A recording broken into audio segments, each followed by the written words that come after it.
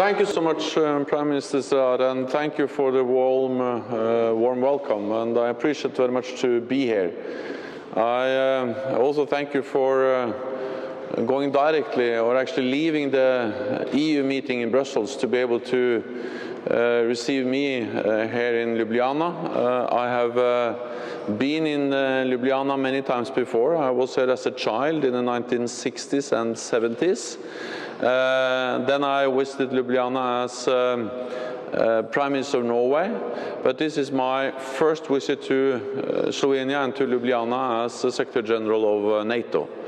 And I appreciate being here as Secretary General of NATO because Slovenia is a highly valued ally, and you really contribute to our collective defense because you contribute in so many different ways to the alliance.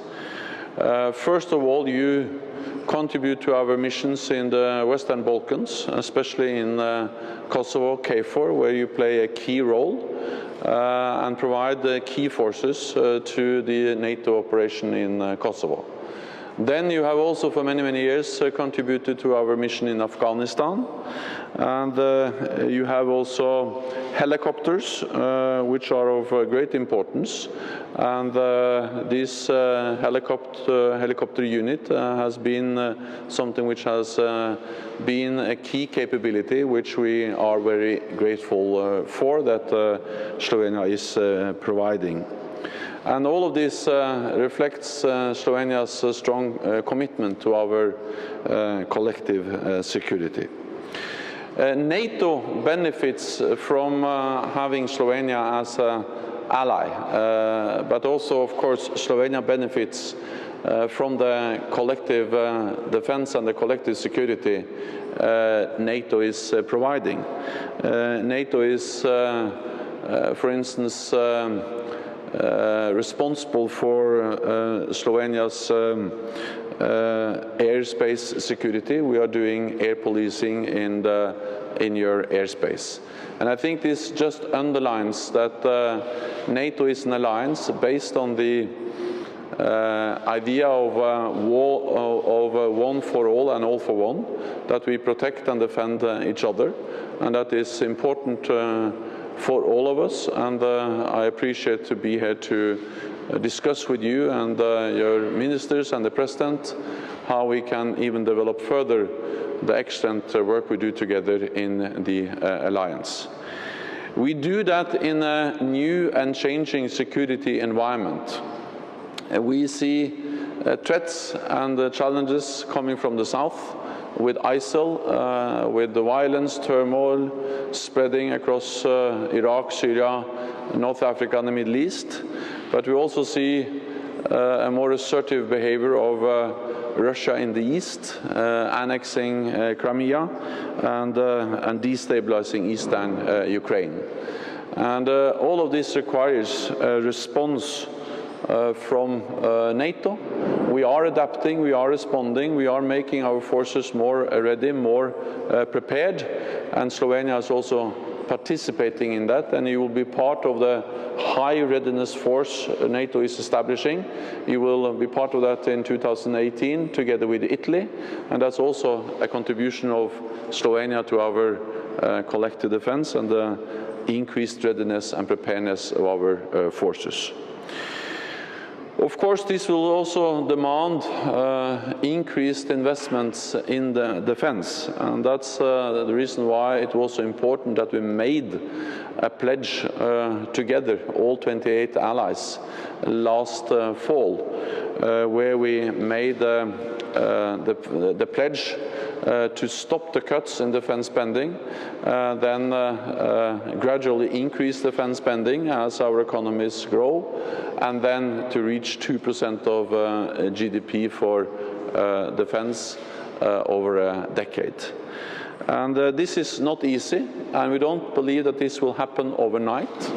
But I welcome the announcement by you and your government that you will stop the cuts and then gradually start to increase defense spending as the economy grows.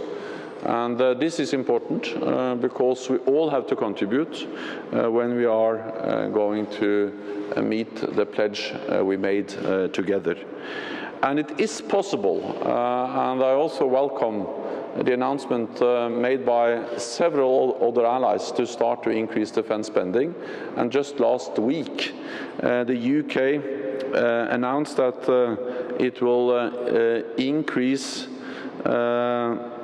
defence expenditures in real terms for the next 5 years, and also made a strong commitment to our pledge to spend 2% of GDP on defence. And this is a great example of leadership within our alliance, and it shows that it can be done. So more and more countries are stepping up, stopping the cuts and starting to increase. And I welcome also that Slovenia will be a country which is now going to stop the cuts and start to increase defence spending. Or the question of adaptation of the alliance to a new security environment, increased defence spending, are issues which we are going to address at our summit in Warsaw next year. And it just shows that NATO is able to adapt when the security environment is changing. I'm also looking forward to visit the Mountain Warfare Center of Excellence, which you are in the process of establishing here in Slovenia. This is something I look very much forward to visit myself later on today, and that's also a contribution of Slovenia to our collective defense, and it's key skills which are developed there, because mountain warfare is something we have to develop our skills in mountain warfare, and it's one other example of how Slovenia is contributing to the alliance. So I'm very glad and happy to be here, and looking forward to continue our discussions during lunch. So thank you. Hvala lepa. Esteban? Hello, Goran Zikovic from the Slovenian press agency. A question for Mr. Stoltenberg, if I may. You heard our Prime Minister talk about Montenegro, and the question of membership, if it's possible by the end of the year. There's a lot of regional things going on at the moment. We also have the question of Greece in the sense of security, geostrategic-wise. I would like a comment on that, and also on the possibility, on the outlook of Montenegro, from a regional stability point of view, being able to join the alliance within the next year or so. Thank you. I think it's very important that NATO continues to be very present and to be very focused on the developments in the Western Balkans in general, because this is an area where we really have made a lot of progress compared to the wars, the violence that we saw during the 1990s. And we have seen countries like Slovenia, Croatia becoming full members of the European Union, full members of NATO. But we still see several countries which are moving on the same Euro-Atlantic path, but which have not been able to reach as far as Slovenia and Croatia.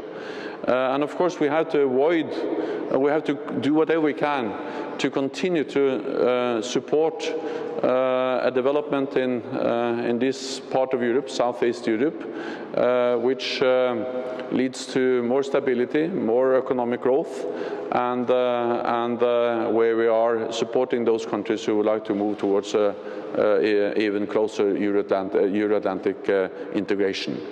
In that context, the question of inviting Montenegro into the alliance is a very important issue. And NATO's position is unchanged. We will make our decision at our foreign ministerial meeting in December. I visited Montenegro a few weeks ago. Montenegro is making real progress on the important issues of, for instance, the rule of law, defense investments, reforming their intelligence sector. So I welcome the progress Montenegro has made and is making, and I'm looking forward to our decision, which is then going to be taken in December. When it comes to Greece, I of course welcome that there is an agreement. I think that's important for Greece. It's important for the European Union and Europe, but it's also important for NATO and for all of us. The stability, economic prosperity is important for many reasons, but it's of course also important for the security of all our countries, and also Greece being a staunch and very committed ally. I welcome that they have now been able to reach an agreement with the European Union and their creditors. Hvala lepa. Aleš Kocijan, Daily Newspaper Večer. A question for Mr. General Secretary. How the alliance will react if, in case Slovenia is not going to be able to fulfill its promises about increasing the defense budget, if it will not be able to increase it to 2% of GDP in next few years, which is the agreement from last year's summit in Wales. In če dovolite še vprašanje za gospoda predsednika podobno, kako si slovenska vlada predstavlja izpolniti te zaveze, pritisk na ministra Mramorja bo jeseni verjetno precejšen z vseh resorjev, pravkar pa smo slišali, da bo Slovenija v tem letu ohranila nivo obrambnih izdatkov na letošnji ravni, pri čemer velja poudariti, da že 2 leti zapored slovenski obrambni proračun je nižji od odstotka, medtem ko NATO zahteva ali pa priporoča 2%. Hvala. First of all, I would like to reiterate what I just said, and that is that the pledge we made in Wales was about stopping the cuts in defense spending. And as far as I understand, that's exactly what Slovenia has announced that it will do, is to stop the cuts. Then to gradually increase defense spending when the economy starts to grow again. And then to aim at reaching 2% over a decade. So no one believes that it's possible to reach 2% of GDP as the next year or in the short term. But we believe it's possible to stop cuts. We believe it's possible to gradually increase defense spending and then to aim at 2% over a decade. And I trust and I feel very confident that that is what Slovenia is going to do, and that Slovenia has already decided to stop the cuts, and then that as the economy starts to grow, the economy is picking up, then also defense spending will gradually start to increase in Slovenia.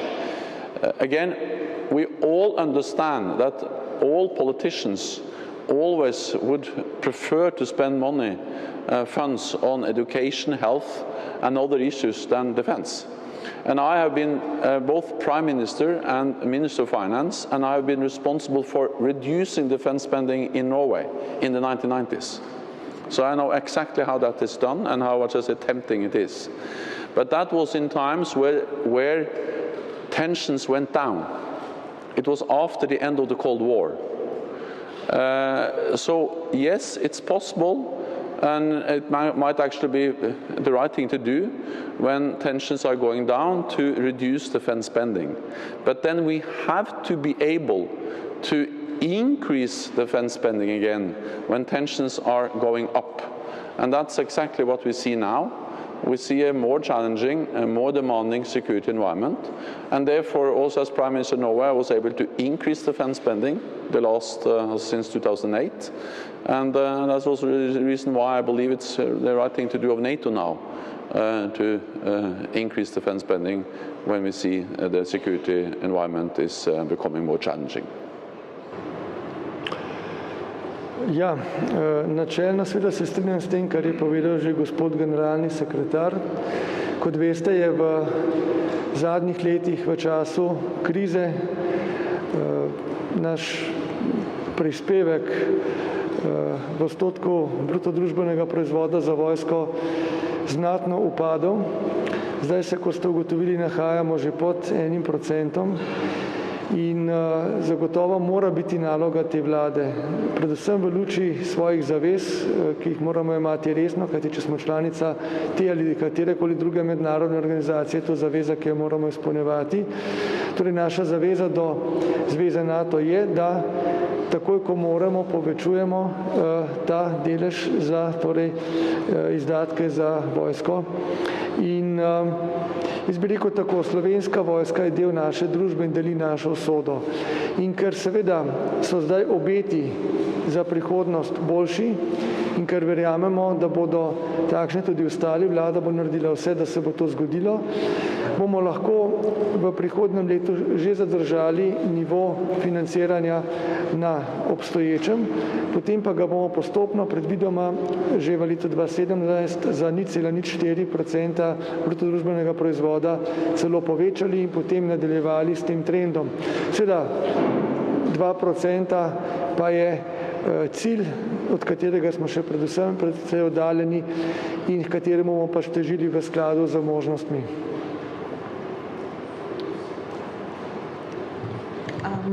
My name is Marija Novak. I'm from Reuters.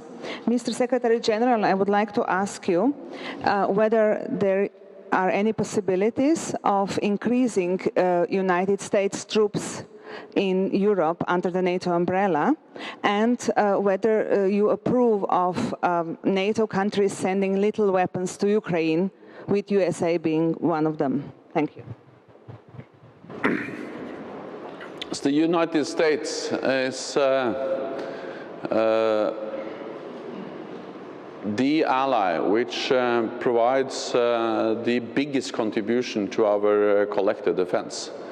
They have troops in Europe, but they have also now recently announced, and they did so at our defense ministerial meeting a few days ago, that the United States will provide what we call the enablers to the high readiness force of NATO.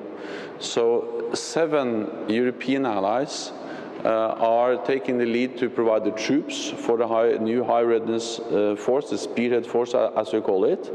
But then the United States will provide key enablers, as for instance airlift and other kinds of key capabilities which is needed for these new forces. In addition, the United States announced, or the Secretary of Defense, Ash Carter, announced that they will also pre-position equipment in several European allied countries for exercises. But this means that we will also have pre-positioning of more equipment. Then the United States is also taking part in what we call the assurance measures. And this is something we started to do last year. That's air policing in the Baltic countries, in Poland, Romania. It's more exercises in the eastern part of the alliance, and it's also more naval presence. So NATO has increased its presence in the eastern part of the alliance. The United States is a key part of that, and they have in addition announced both the provision of key enablers to the high readiness force and a pre-positioning of heavy equipment, and there are more exercises, more presence on the ground. So all of this is something which the United States is also playing its full part of. Then the other question was about Ukraine. Also, NATO doesn't possess weapons, so we don't supply countries with weapons. What I welcome is that first of all, that NATO provides strong political support for Ukraine, to the sovereignty and the territorial integrity of Ukraine. We support the full implementation of the Minsk agreements, and Russia has a special responsibility to stop supporting the separatists in eastern Ukraine. And we also support, we also provide practical support for Ukraine. We have established several trust funds fronts, helping them with logistics, with cyber, and also demining. And we're in the process of establishing a new trust fund which is going to address the question of demining and also countering improvised explosive devices. So we continue to provide practical support for Ukraine. In addition to that, many NATO allies provide practical support for Ukraine on bilateral basis. So for instance, the United States, UK, Canada, they do training of Ukrainian forces. And all of this I welcome. All of this is support for Ukraine, this is important, but the most important thing now is, of course, that we have the full implementation of the Minsk agreements. Ще заднє вprašanje, буде си за председника влади, буде си генерального секретаря. Planet TV. Vasicevic, Planet TV for Mr. Secretary General. This is on Greece. Despite all the austerity measures in the last few years, we have not seen some dramatic budget cuts in the Greece military. Now with the New Deal, these are likely to happen. So given the fact that Greece was one of the few countries that was providing the recommended 2% GDP, and given the strategic location of Greece with the Middle East and Russia and the migrants situation in the Mediterranean, what is NATO position on perhaps budget cuts that are likely to happen in the Greece military? Also, I haven't seen the details, so it's hard for me to comment on exact figures. What I can say is that Greece is a staunch and very committed ally. Greece is an ally which has spent more than 2% on defense for several years. I am absolutely confident that Greece will continue to be a staunch and very committed ally, and I welcome the agreement, because I think the agreement is important for the Greek economy, but I think it's also important for the whole of Europe and also for NATO.